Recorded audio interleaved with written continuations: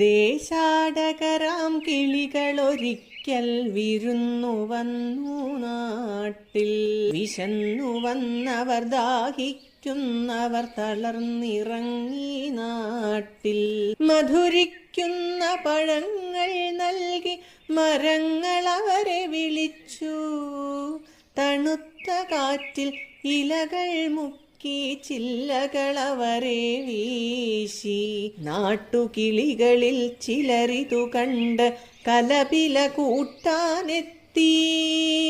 പരദേശികളാം പറവകളിവിടെ ചേക്കേറരുതെന്നായി.